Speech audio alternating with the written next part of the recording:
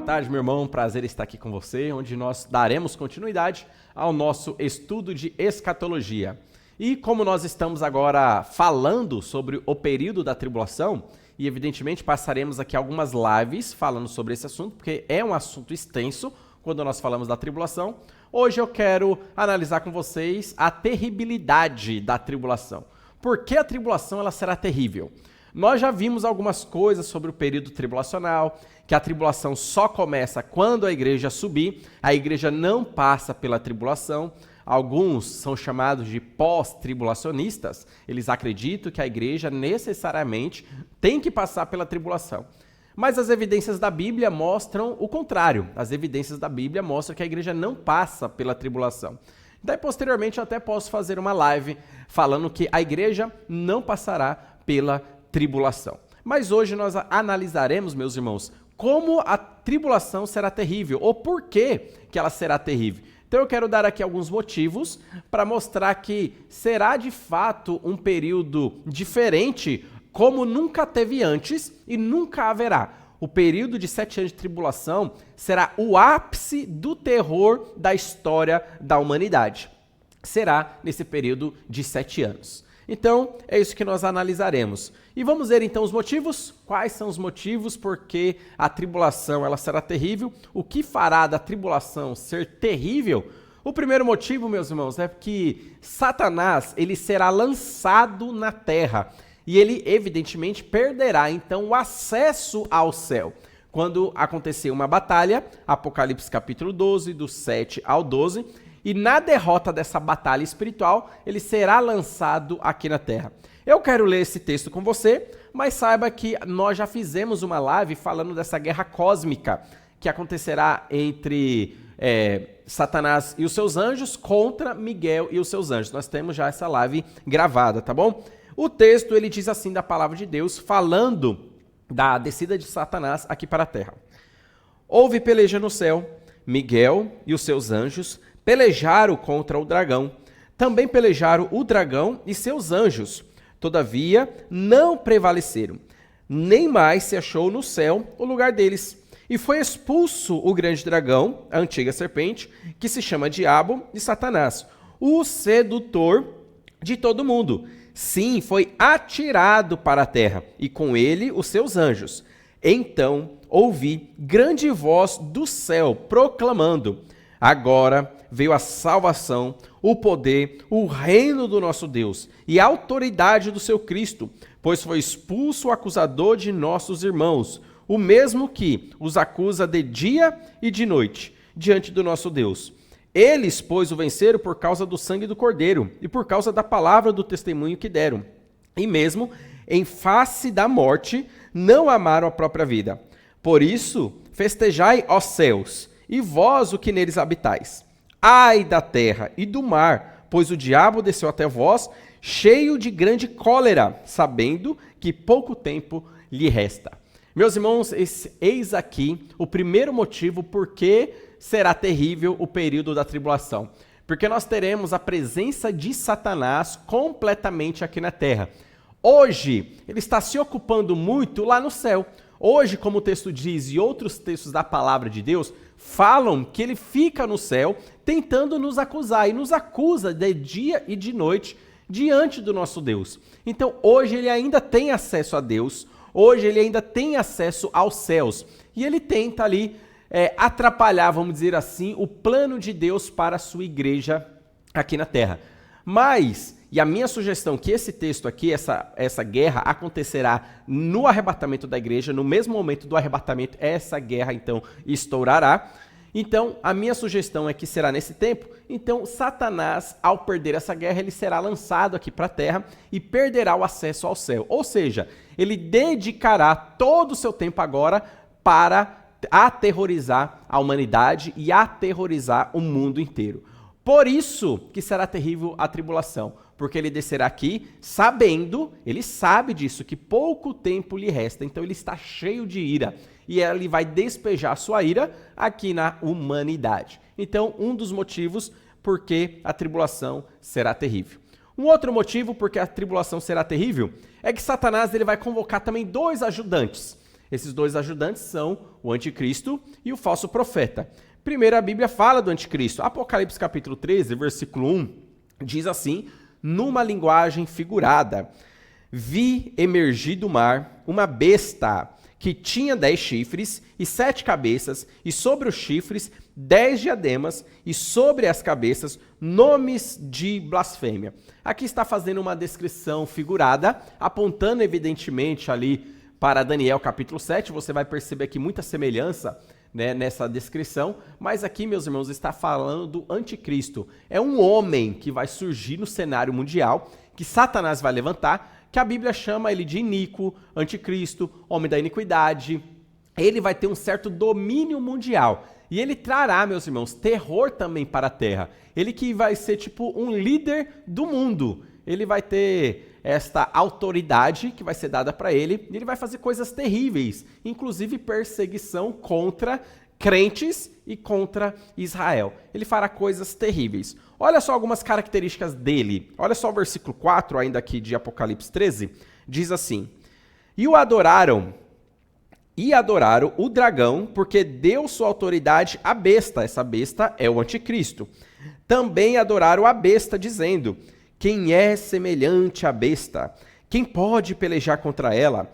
Foi-lhe dada uma boca que proferia arrogâncias e blasfêmia, e autoridade para agir 42 meses. E abriu a boca em blasfêmias contra Deus, para lhe difamar o nome e difamar o tabernáculo, a saber, os que habitam no céu. Olha só, ele também terá uma certa autoridade política. O versículo 7 diz assim: foi-lhe dado também que pelejasse contra os santos e os vencesse. Deu-se-lhe ainda autoridade sobre cada tribo, povo, língua e nação. Mas não apenas autoridade política, ele também terá uma autoridade religiosa, porque o versículo 8 diz assim: e adorá-la-ão todos os que habitam sobre a terra, aqueles cujos nomes não forem escritos no livro da vida, do Cordeiro, que foi morto desde a fundação do mundo. Então, dentro desse relato, nós vemos aqui algumas características do anticristo. Então será um homem terrível.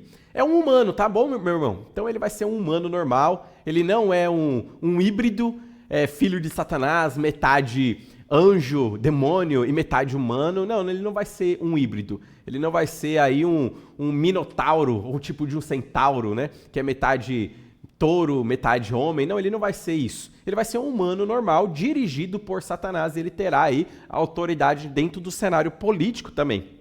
E você percebe que ele voltará toda a sua ira contra Deus, contra o cristianismo em si, contra os céus, contra a palavra de Deus. Ele vai perseguir todas as pessoas que querem aceitar a Jesus Cristo ou que aceitam a Jesus Cristo. E, inclusive, ele também perseguirá os judeus, perseguirá a nação de Israel. Ele trará, meus irmãos, terrores para o período da tribulação. Outros textos da palavra de Deus também falam mais sobre o anticristo. E eu quero ler com você esses outros textos. Eu quero ler ali 2 Tessalonicenses, capítulo 2, a partir do versículo 3, para que você possa estar mais engajado, mais inteirado sobre a pessoa do anticristo. Diz assim, a partir do versículo 3. 2 Tessalonicenses 2, 3.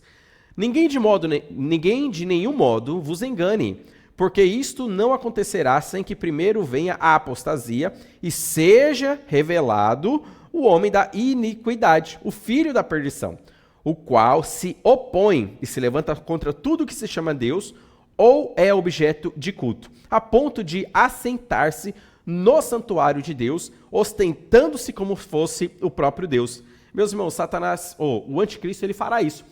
Na metade da tribulação, ele vai mostrar de fato a sua verdadeira face. Ele cancelará aquele acordo de paz que ele fez com a nação de Israel. Então lembra, o terceiro templo será levantado no período tribulacional.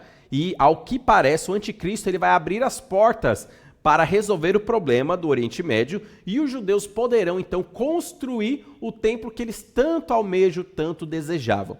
Então ele fará um acordo com Israel durante 7 anos. Só que na metade do acordo, ou na metade desse tempo, ele quebrará o acordo. dentro de 3 anos e meio. E ele mostrará sua verdadeira face. Agora ele começa a falar, a partir de então, a partir de agora, da primeira metade da tribulação, após a primeira metade, ele começa a falar contra Deus, ele começa a jogar blasfêmias contra Deus, contra o céu, ele interrompe o culto de Israel, manda parar todo o sacrifício que está sendo realizado no templo, ele chega no templo, se assenta lá e pede adoração como se ele fosse o próprio Deus. É aí que os judeus começarão a fugir, a diáspora acontecerá aqui. E os judeus fugindo, ele perseguirá muitos judeus e matará muitos judeus e todos aqueles que professarem o nome de Jesus Cristo, porque ele se opõe e se levanta tudo que é Deus, fala de Deus ou até seja objeto de culto. Ele não quer saber dessa adoração a Deus, ele quer receber a adoração. Mas o texto continua no versículo 5. Não vos recordais de que, ainda convosco, eu costumava dizer-vos essas coisas, e agora sabeis o que o detém a manifestação do anticristo, para que ele seja revelado somente em ocasião oportuna. Com efeito, o mistério da iniquidade já opera, e aguarda somente que seja afastado aquele que agora o detém. Quem é que está detendo a manifestação do anticristo? Meus irmãos, quem está detendo a manifestação do anticristo é a atuação do Espírito Santo na igreja.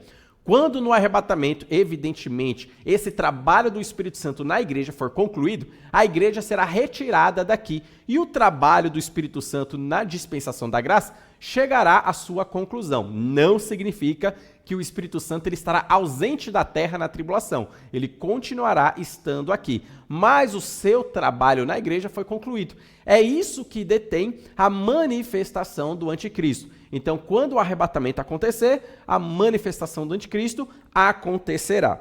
E diz assim o versículo 8: Então será de fato revelado o iníquo a quem o Senhor Jesus matará com o sopro da sua boca e o destruirá pela manifestação da sua vinda.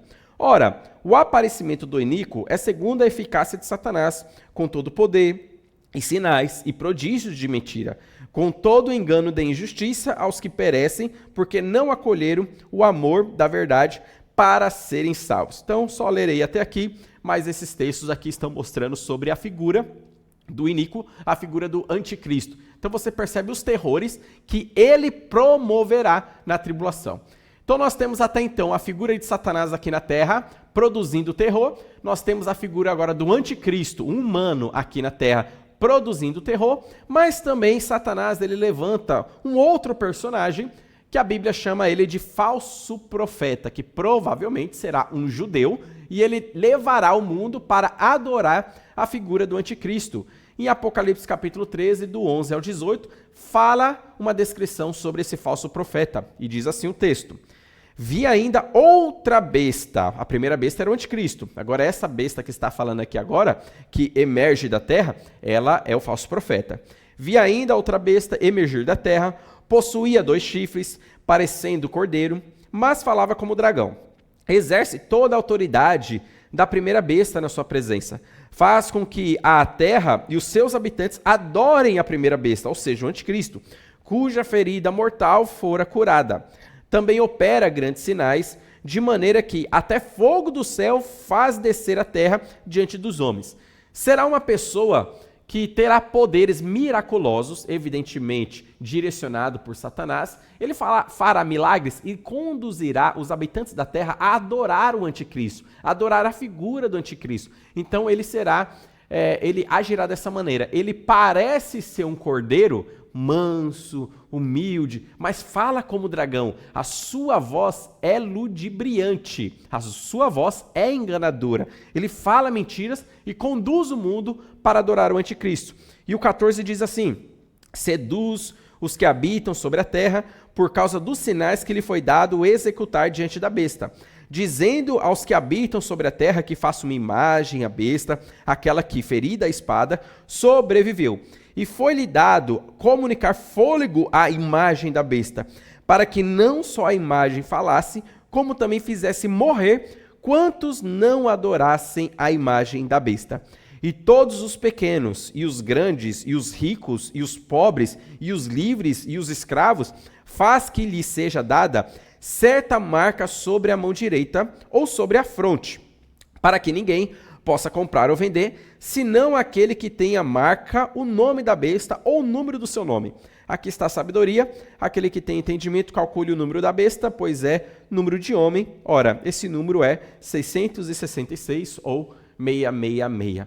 Meus irmãos, aqui nós temos o projeto 666, que será criado pelo anticristo, ou melhor, pelo falso profeta. Ele quem criará esse projeto para obter controle mundial, controle monetário e controlar todas as pessoas. Ou seja, a pessoa na tribulação só poderá ir para o mercado comprar algum alimento se ela tiver esta marca da besta na sua mão direita ou na sua testa. A pessoa só poderá ter um comércio, uma padaria, um salão para cortar cabelo, se ela tiver essa marca da besta. Ela precisa adentrar nesse projeto monetário que será realizado no período da tribulação. Então não pense que a marca 666 pode surgir hoje, não.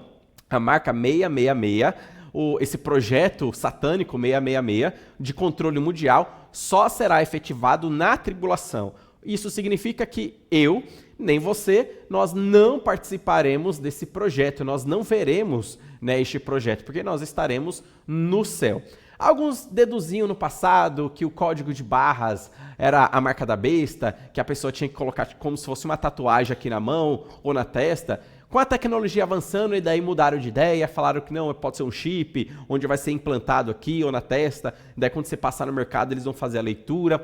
Olha, meus irmãos, eu não consigo, ou eu não sei ainda deduzir que tipo de tecnologia que seja, a marca da besta. Então eu não sei dizer se vai ser um chip, eu não posso martelar, eu não sei dizer se vai ser um tipo de tecnologia, como se fosse o 5G, eu não consigo martelar. Mas a gente percebe que será uma tecnologia tal, a qual parece que vai ter uma interligação desse projeto 66 com aquele tipo de imagem que o falso profeta criará e dará vida àquela imagem. Porque aquela imagem vai ter o poder de rastreamento e vai ter um poder de matar todos aqueles que não fazem parte do projeto 666.